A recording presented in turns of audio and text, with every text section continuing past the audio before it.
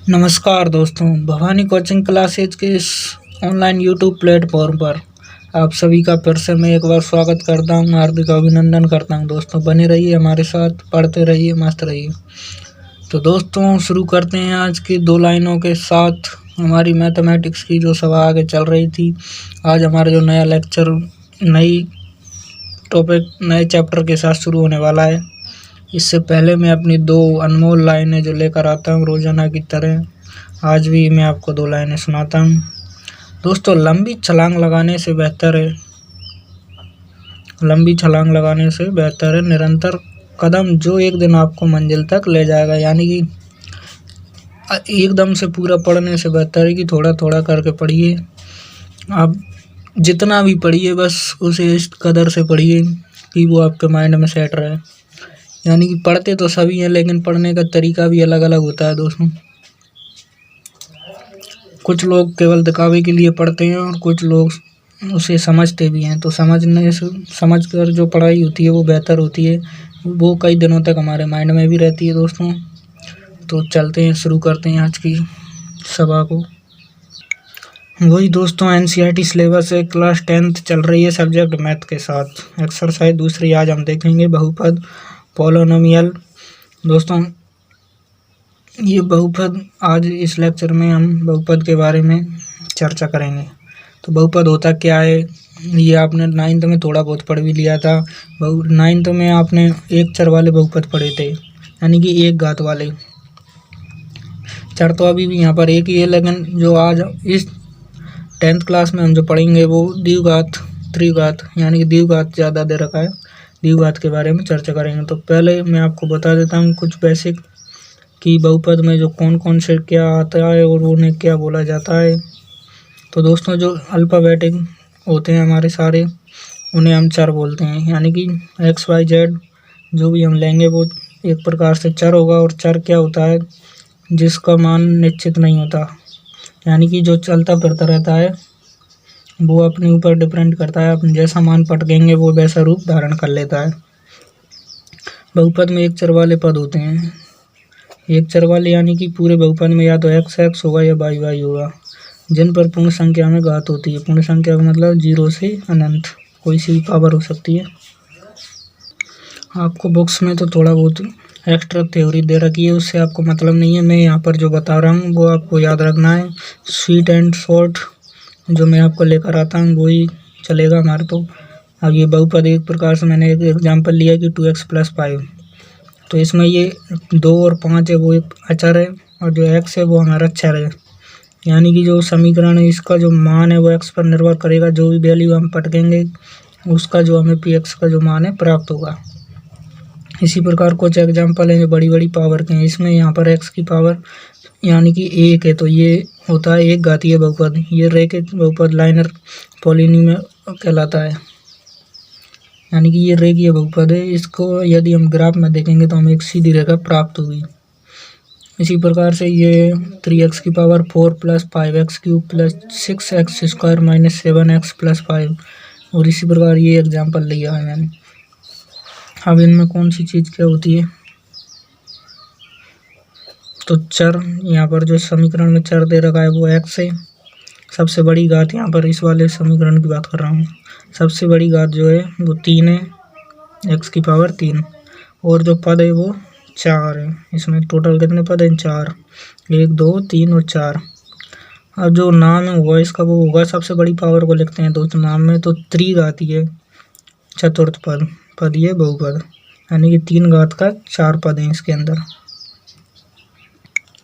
अब इनमें जो x⁴ x² है, x है और x⁴0 है, इनके साथ जो गुणा में लगे हुए हैं इनको बोला जाता है गुणांक। तो यहाँ पर x³ का गुणांक होगा वो 5 होगा, x² का गुणांक 2 है, x का गुणांक 5 माइनस का 5 है, चिन्ह साथ में लेना है।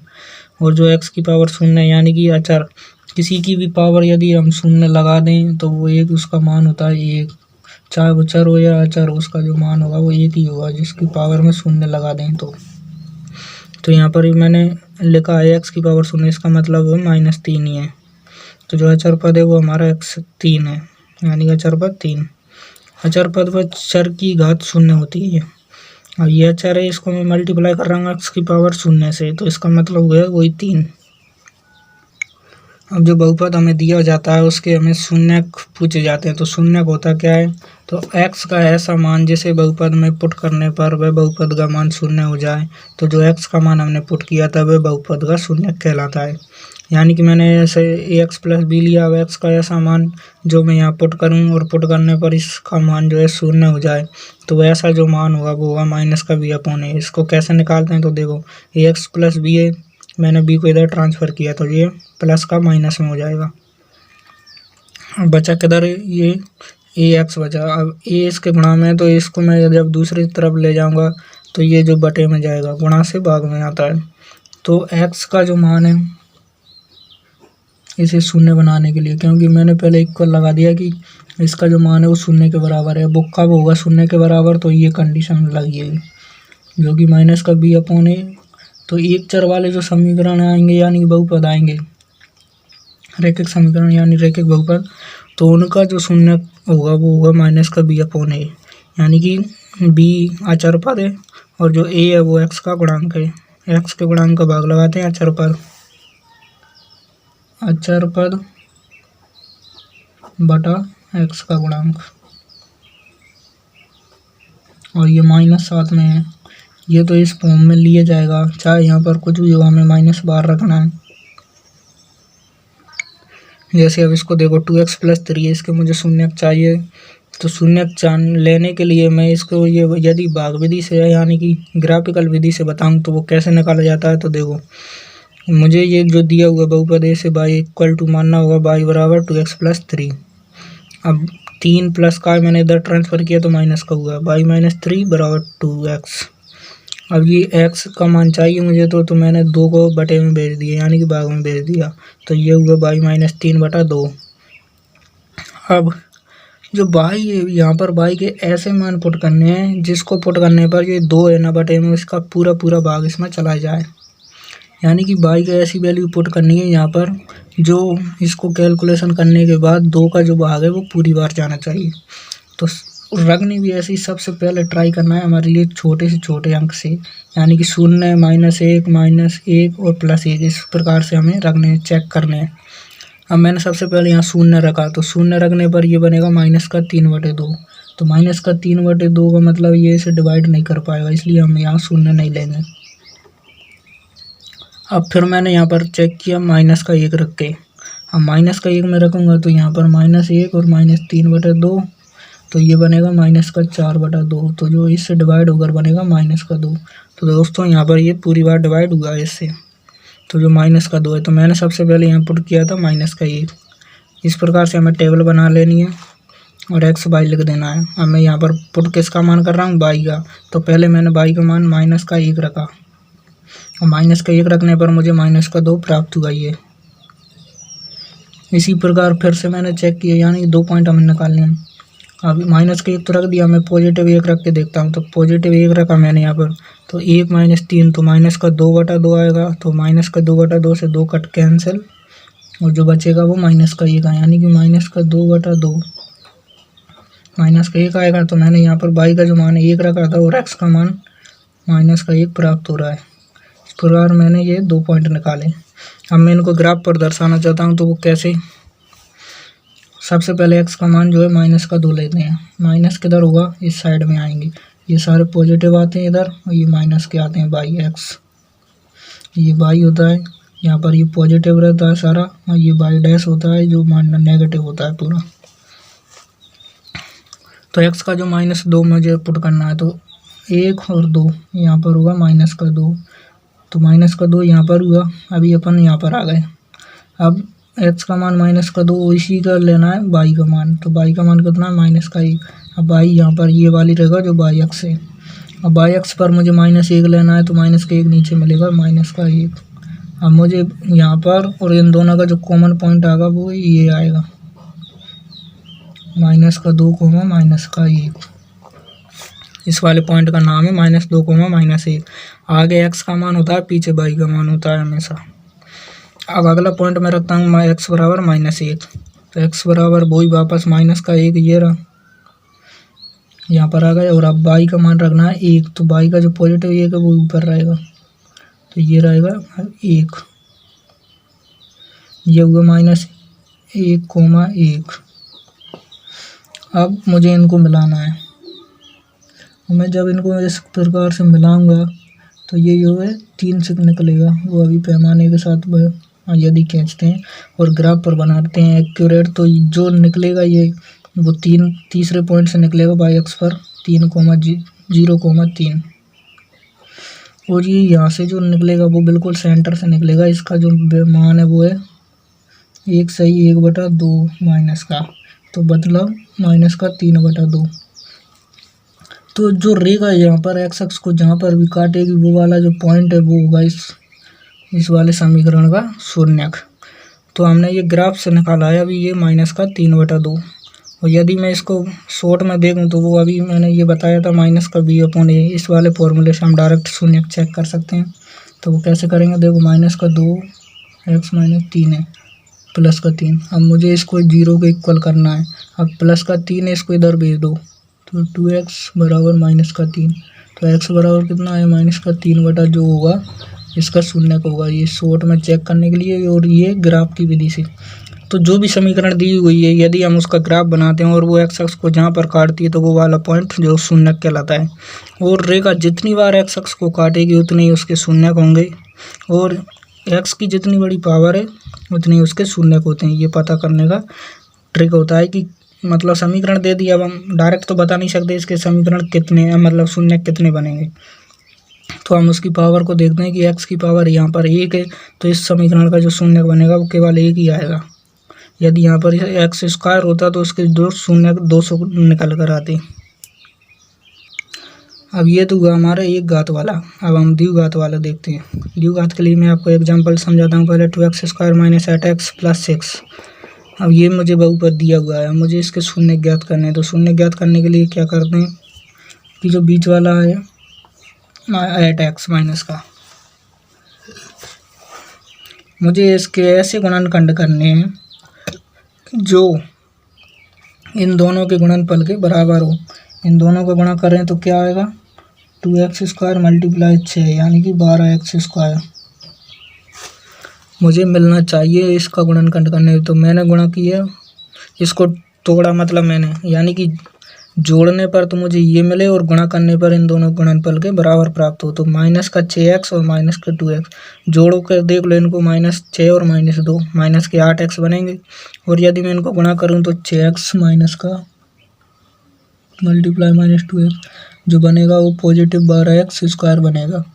तो इस प्रकार से हम चेक कर लेते हैं कि ये सही हमने जो डिवाइड किया है वो सही है या नहीं है। अब मैंने यहाँ से 2x कॉमन लिया, 2x यहाँ से जब मैं कॉमन लूँगा तो यहाँ पर केवल एक x बचेगा। अंदर मल्टीप्लाई करके चेक कर लो कि 2x को अंदर गुणा करेंगे वही वापस 2x² बन रहा है, इसलिए मैंने 2x कॉमन लिया तो यहाँ पर x बचा। और यहाँ से 2x कॉमन लेंगे तो अंदर बचेगा ओनली 3। इसको मैं वापस गुणा करूँगा तो वही 6x बनेगा। इसी प्रकार माइनस ये वाला, अब मैंने यहाँ से इन दोनों से 2 कॉमन लिया तो माइनस का 2 बार कॉमन गया तो +x अंदर बचेगा। और जब मैं प्लस के 6 में से 2 कॉमन लूँगा माइनस का, तो यहाँ पर मुझे -3 प्राप्त होगा। जब मैं इसको अंदर वापस गुणा करूँगा तो यही चीज़ बनकर आएंगी दोनों से। इतना तो आपको आना चाहिए, आप 10th क्लास में हो दोस्तों। अब मैं क्या कर रहा हूँ, ये और ये जो चीज़ बनेगी ये वो दोनों जगह सेम बनेंगी, इसलिए इसको कॉमन लेते हैं। x - 3 दोनों जगह से कॉमन लिया तो यहाँ पर ये बचा, यहाँ से कॉमन गया तो 2x बचेगा और यहाँ से ये कॉमन जाएगा बाहर तो -2 बचेगा, इसलिए ये जो 2 गुणनखंड के रूप में आए। अब शून्यक लेने के लिए इसको इक्वल बना दो शून्य के। और जब ये शून्य के बराबर कर दिया फिर हम इन दोनों को अलग अलग लेते हैं। मैंने लिया 2x - 2 और -x - 3, इनको अलग अलग कर लो। फिर इनको शून्य के बराबर करके वही वापस 2 से 2 बार लिया, 2 बार लेकर 2 को कॉमन लिया, 2 को भाग में भेज दिया तो वो शून्य हो गया। फिर x - 1 बराबर शून्य आएगा तो x बराबर 1 यानी कि 1, तो ये आएगा। और x - 3 बराबर शून्य तो x बराबर 3। ये तो इसके 2 शून्यक हमें प्राप्त हुए। अब इनको जांच करने की एक विधि है, वो आपको मैं बताता हूँ। ये हमारी जो शून्यक आए हैं वो सही आए हैं या गलत आए हैं। अब मुझे यहाँ जांच करना है, तो जांच करने के लिए दोस्तों शून्य के 2 आए हमारे पास, तो शून्य के 2 आए तो पहला जो पॉइंट हम चेक करने के लिए लगाते हैं वो लगाएंगे शून्यकों का योग। शून्य का 1 आया और 3 आया, तो इनका योग किया मैंने 1 और प्लस 3, जो बराबर होता है माइनस के b/a के। अब b क्या है यहाँ पर, माइनस का b/a, तो आप इधर देख सकते हो ये ax² plus bx plus c इस वाली फॉर्म का, ये ax² plus bx plus c इस वाली फॉर्म का है। तो यहाँ पर b पॉजिटिव है, तो यहाँ पर b का जो मान होगा माइनस का 8 होगा। इस प्रकार से यहाँ पर माइनस, तो ये बार फॉर्मूले के रूप में, तो माइनस का माइनस और b का जो मान है वो माइनस का 8 है, बटे में a का जो मान है वो x² का गुणांक का मान है 2। ये शून्यकों का योग इसके बराबर होता है। तो दोस्तों इनको जोड़ा मैंने 4, और यहाँ पर इसको डिवाइड करेंगे जब माइनस माइनस प्लस, और 8/2 तो आया 4, तो 4 बराबर 4, यानी कि जो हमारे शून्य निकल कर आए थे वो प्लस वाले को संतुष्ट करते हैं। इसी प्रकार गुणनफल के रूप में इनको चेक किया जाए, तो जो गुणनफल के रूप में शून्यकों को गुणनफल होता है वो होता है c/a के बराबर। और c क्या है, तो c वो अचर पद है, और ये a है जो वो x² का गुणांक है। तो c ये जोड़ा, c वो अचर पद है और a जो है x² का गुणांक है। तो इनका गुणा करते हैं, शून्य का हमारे पास निकल कर आए थे 1 और 3, इनका गुणा किया 3 आएगा। अब c/a, तो c का जो मान है समीकरण में दे रखा है 6, तो 6, और a का जो मान है वो 2 है, तो 2, 6 को 2 से डिवाइड किया 3, तो 3 बराबर 3, यानी कि जो शून्य का मान निकल कर आए वो हमारे बिल्कुल करेक्ट निकल कर आए। इस प्रकार से ये जांच करने के ये जो फॉर्मूले हैं ये आपको याद होने चाहिए। जैसे द्विघात समीकरण यदि आपको दी हुई है और उसके आपको पास शून्य हैं, तो उसको जांच करने के लिए ये फॉर्मूले यूज किए जाते हैं, यानी कि ये जो अल्फा प्लस बीटा है बराबर होगा माइनस b/a के, ये और गुणा में यदि है अल्फा मल्टीप्लाई बीटा बराबर होता है c/a के। ये जो दोनों हैं वो जांच करने के लिए काम आते हैं, और ये संबंध भी है, ये b और ये c और ये क्या है, गुणांक ही हैं। तो ये गुणांक और शून्यक में जो संबंध है वो ये है दोनों। यदि आपको पूछे कि योगफल के रूप में संबंध, तो अल्फा प्लस बीटा बराबर माइनस b/a, और गुणनफल के रूप में संबंध पूछे तो अल्फा बीटा बराबर c/a। इस प्रकार से ये दो संबंध हैं जो कि द्विघात समीकरण के लिए, यानी कि द्विघात बहुपद के लिए हैं। और जो एक पद के लिए मैंने आपको बता ही दिया था वो होता है x बराबर माइनस का b/a, और ये जो द्विघात के लिए इस प्रकार से शून्यक और गुणांक में संबंध होता है। तो इस प्रकार से आज हमने सीखा कि शून्यक क्या होता है, बहुपद में कौन सा पद क्या होता है, उनमें संबंध क्या होता है, उनके गुणांकों में क्या संबंध है, ये हमने आज सीख लिया। इसके ऊपर दोस्तों हमारी जो 2.1 और 2.2 है वो कंप्लीट हो जाती है, जिसको हम सॉल्यूशन अगली बार लेक्चर में देखेंगे। आज का लेक्चर इतना ही दोस्तों, बने रहिए हमारे साथ। धन्यवाद दोस्तों। और एक और बात, आज हमारा जो ऑनलाइन टेस्ट है वो ग्रुप पर, व्हाट्सएप ग्रुप में यदि आप ऑनलाइन टेस्ट देना चाहते हैं तो हमारे व्हाट्सएप ग्रुप को ज्वाइन कीजिए। लिंक जो है डिस्क्रिप्शन में दी गई है दोस्तों।